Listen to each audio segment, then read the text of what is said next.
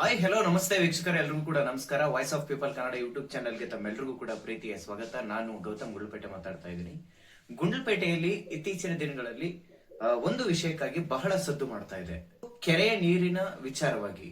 So ಏನು ಗುಂಡ್ಲುಪೇಟೆಯಲ್ಲಿ ಇರ್ತಕ್ಕಂತಹ 110 ಕೆರೆಗಳಿಗೆ ನೀರು ತುಂಬಿಸ್ತಕ್ಕಂತಹ ಒಂದು ಯೋಜನೆ ಇದೆಯಲ್ಲ, ಈ ಯೋಜನೆಯ ವಿರುದ್ಧ ಸಾಕಷ್ಟು ಪ್ರತಿಭಟನೆಗಳು, ಹೋರಾಟಗಳು ನಡೀತಾನೆ ಇದ್ದಾವೆ. ಒಂದ್ ಕಡೆ ತಿಂಗಳುಗಳ ಕಾಲ ರೈತರುಗಳು ಹೋರಾಟಕ್ಕೆ ಇಳಿದಿದ್ದು, ಮತ್ತೆ ಗುಂಡ್ಲುಪೇಟೆಯಿಂದ ಚಾಮರಾಜನಗರ ಜಿಲ್ಲೆಯ ಡಿಸಿ ಕಚೇರಿಯವರೆಗೆ, ತಾಲೂಕು ಜಿಲ್ಲಾ ಕಚೇರಿಯವರೆಗೆ ಪಾದಯಾತ್ರೆ ಮಾಡಿದ್ದು. ಅದಾದ ನಂತರ ಇಲ್ಲಿ ಮಾದರಿ ಗುಂಡ್ಲುಪೇಟೆಯ ಸಂಸ್ಥೆಯಾಗಿರ್ತಕ್ಕಂತಹ ಡಾಕ್ಟರ್ GS ಅಜಯ್ ಕುಮಾರ್ ಅವರ ನೇತೃತ್ವದಲ್ಲಿ ಸಾಕಷ್ಟು ಮಹಿಳೆಯರು ಮತ್ತು ರೈತರುಗಳೆಲ್ಲ ಸೇರಿ ಹೋರಾಟ ಮಾಡಿದ್ದು. ಇದರೆಲ್ಲದರ ನಡುವೆ ಗುಂಡ್ಲುಪೇಟೆಯಲ್ಲಿ ಇರತಕ್ಕಂತಹ ವಿರೋಧ ಪಕ್ಷ, ಅದರ ಪ್ರಸ್ತುತ ಬಿಜೆಪಿಯ ಕಾರ್ಯಕರ್ತರುಗಳು, CS ನಿರಂಜನ್ ಕುಮಾರ್ ಅವರು ನಿರಂತರವಾಗಿ ಕೆರೆ ನೀರಿನ ವಿಚಾರವಾಗಿ ಹೋರಾಟಗಳು ನಡೀತಾ ಇದ್ದಾವೆ. ಇಲ್ಲಿ ಪ್ರಮುಖವಾಗಿ ನನ್ನ ಪ್ರಶ್ನೆ, ಸೋಷಿಯಲ್ ಮೀಡಿಯಾದಲ್ಲಿ ಪರ ವಿರೋಧಗಳು, ಚರ್ಚೆಗಳು ನಡೀತಾ ಇರ್ತವೆ. ಸೊ ನಾನು ಇಲ್ಲಿ ಗಮನಿಸಿದಂಗೆ ಈ 110 ಕೆರೆಗಳು ಕೆರೆನೇ ಇರ್ಲಿಲ್ಲ, ಈ ಕೆರೆನ ಗುರುತಿಸಿದ್ದು ನಮ್ಮ ಅವಧಿಯಲ್ಲಿ, ಅಥವಾ ನಾವು ಕೆರೆಗೆ ನೀರು ತುಂಬಿಸ್ತಾ ಇದೀವಿ, ಇಲ್ಲಿ ವಿರೋಧ ಪಕ್ಷ ಸುಳ್ಳು ಪ್ರಚಾರ ಮಾಡ್ತಾ ಇದೆ, ಕೆರೆಗೆ ನೀರು ತುಂಬ್ತಾ ಇಲ್ಲ ಅಂತ. ಮತ್ತೆ ಇನ್ನು ಅನೇಕ ವಿಚಾರಗಳು, ಕೆರೆಗೆ ನಾವು ಮೊದಲು ನೀರು ತುಂಬಿಸಿದ್ದು ಇತ್ತೀಚಿನ, ಈಗ ಇಲ್ಲ ನಮ್ಮ CS ನಿರಂಜನ್ ಕುಮಾರ್ ಅವ್ರು ತುಂಬಿಸಿದ್ದು, ಇಲ್ಲ ನಮ್ಮ ಅವಧಿಯಲ್ಲೇ ತುಂಬಿಸಿದ್ವಿ, ಮಾದೇವ್ ಅವ್ರ ಕಾಲದಿಂದ ತುಂಬಿಸಿದ್ವಿ, ಗಣೇಶ್ ಪ್ರಸಾದ್ ಅವ್ರು ತುಂಬಿಸ್ತಾ ಇದಾರೆ.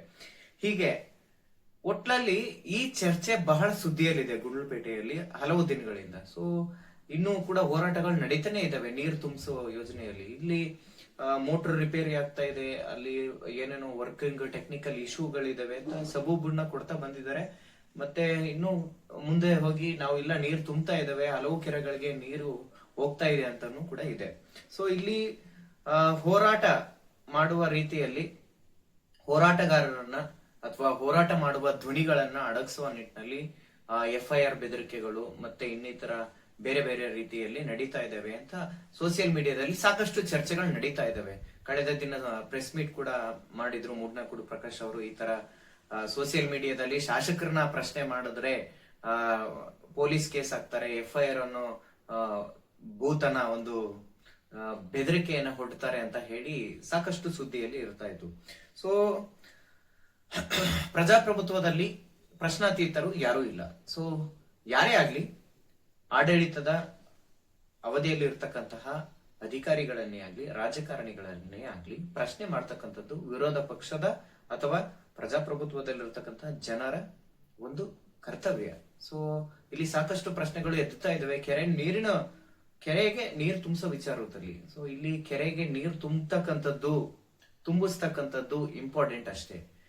ಇಲ್ಲಿ ಯಾರು ಹೋರಾಟ ಮಾಡ್ತಾ ಇದ್ದಾರೆ ಅವರನ್ನ ಹತ್ತಿಕ್ಕುವಂತ ಕೆಲಸಗಳಾಗಿರ್ಬೋದು, ಅಥವಾ ಯಾರು ಇದರ ವಿರುದ್ಧ ಧ್ವನಿಯನ್ನ ಮಾಡ್ತಾರೆ ಅಂತಹ ಧ್ವನಿಗಳನ್ನ ಅಡಗಿಸುವಂತದ್ದು ಅಥವಾ ಬೆದರಿಕೆ ಹುಡ್ತಕ್ಕಂತಹ ಕೆಲಸ ತಪ್ಪಾಗುತ್ತೆ.